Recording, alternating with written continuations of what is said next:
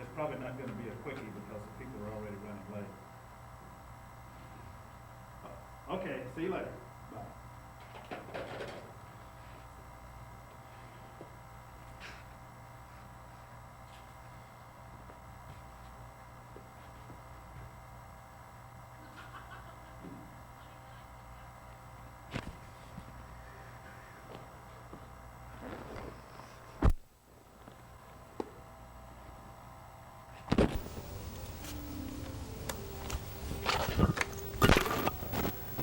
I think it's 75. Yes, I think it was about Yeah. 75. It looks quite different. Oh, yeah. I was They've just telling really- Joe, because Joe wasn't here, had not seen this hall before, and I said it used to look like a gymnasium. Yeah, it was very, Are you rolling, Joe? Uh-huh. Yeah, on a two-shot, huh? Uh-huh. Okay. So this is just for the famous editing, the two-shot establisher. okay. You've been through this 9 million times, I know. But really, when they first had the, the thing was ready to open, but before it was open, Tom Hughes asked me to come. He wanted to personally take me on a tour, because I had said to him in the beginning, Tom and I are friends for many years, I said, well, what do you got here? Another $5 million paint job, which was a tacky thing to say. But anyway, he walked me through it. I almost cried, Lee, really. It was so such different. an improvement. It was Okay, like- are we ready then, Joe, on a close-up or a medium shot, whatever you have? Okay. Liberace, you have been away much too long. Yes, and I really am so impressed with what I've seen in the few hours since I've been back in Dallas. I hardly recognize the city. It's grown, and this beautiful theater here is so much more beautiful than I ever remember it to be. And I think it's one of the few places in the country where I'll be able to do my full show, with the cars and the pianos and all the costumes and everything. I can't do it all over because there isn't enough room in most theaters. Let's talk about the entrance. Now, that's always so important to every performer, and you particularly pay a lot of attention to entrances. Now, tell me about this Rolls-Royce entrance. Well, I enter in a Phantom 5 Rolls-Royce, and it's all covered with mirrors, and it's a very showy car. You couldn't drive it on the street. It would create accidents. In fact, when I transport the cars for my shows, they have to be put in vans, and but they are all workable cars. And then I have a special car that just takes my coat. I have a Norwegian Fox coat that has a 16-foot train on it. And there's a special car that takes the coat off. And then at the very end, I come out in the red boat-tail Auburn. And the costume matches the car there as well. And then, of course, I have 3 fantastic pianos. One is a concert Grand Baldwin that's all covered in mirrors. One is a classical piano that I use for the great waltz number with the dancing waters, and that's blue and gold. And then the piano at the end is spectacular. It matches my black diamond mink coat, which is lined in Austrian rhinestones, and the piano matches. It's covered in Austrian rhinestones as well. Lee, can you even compute the total worth and value of all your costumes and the cars and the props and everything? Well, just the costumes alone is over $1 million. And I don't know, the cars and the pianos, I really haven't figured that out. It's something I've done gradually. I didn't just go out one day and buy all these things. It's something that I've developed over a period of almost 25 years.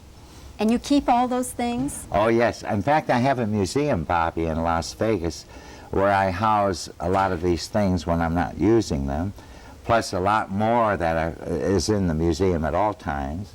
And I have maybe 1,000 different costumes that I've worn over 40 years.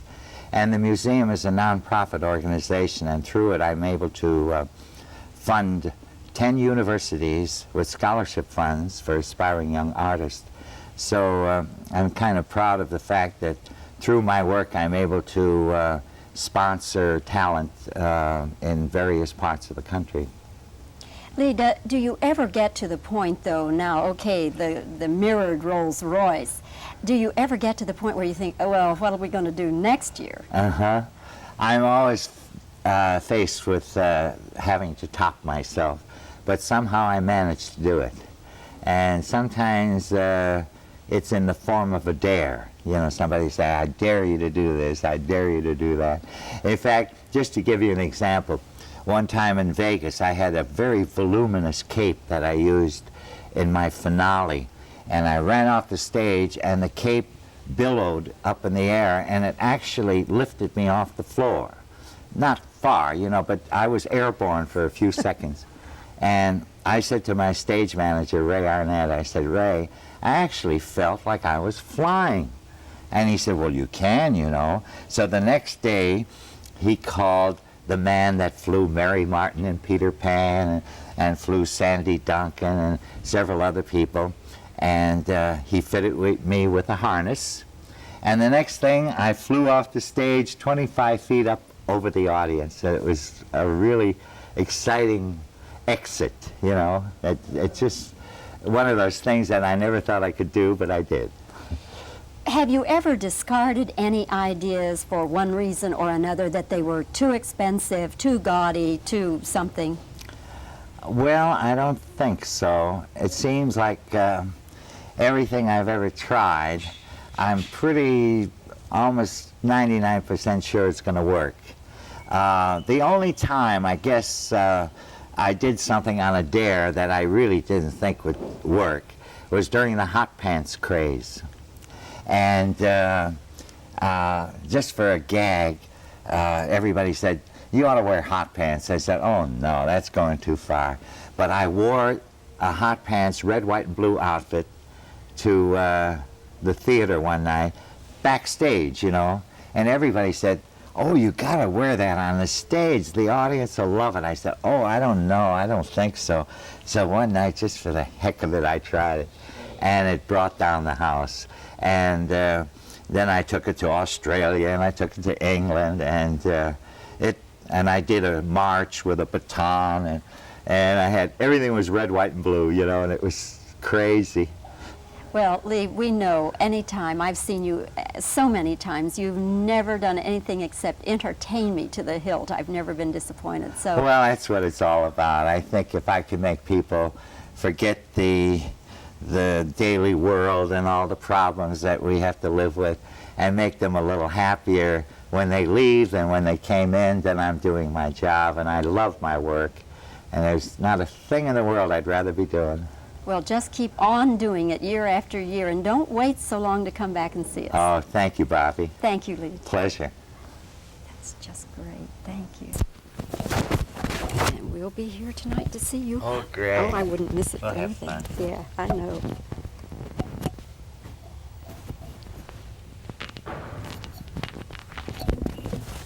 I can't get up.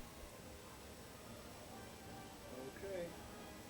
What is the value of the cars and all the costumes and props?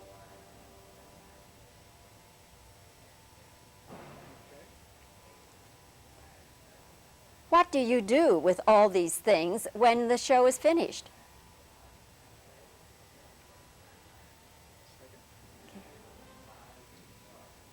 Just take it from the top again. All right, okay. What is the value of all these things, the cars, the props, the costumes?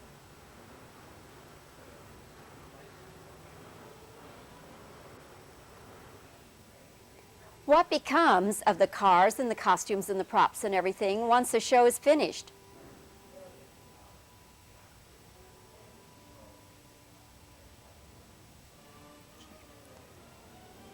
Do you worry how you're going to top yourself from one show to the next?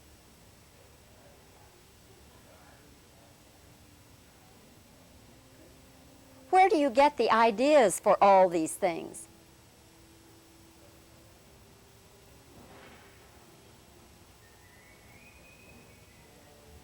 Have you ever discarded ideas simply because they were too gaudy or too expensive or too something?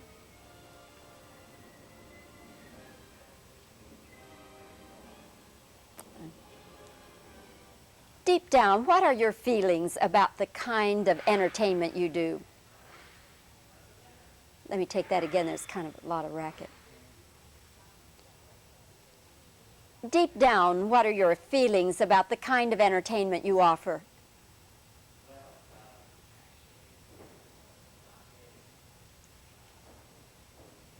Okay.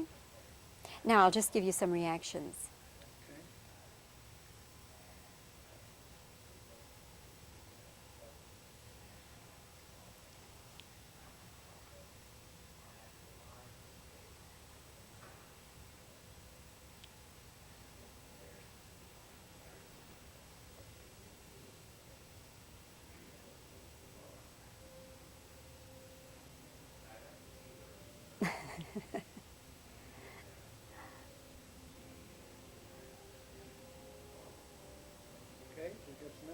I think so.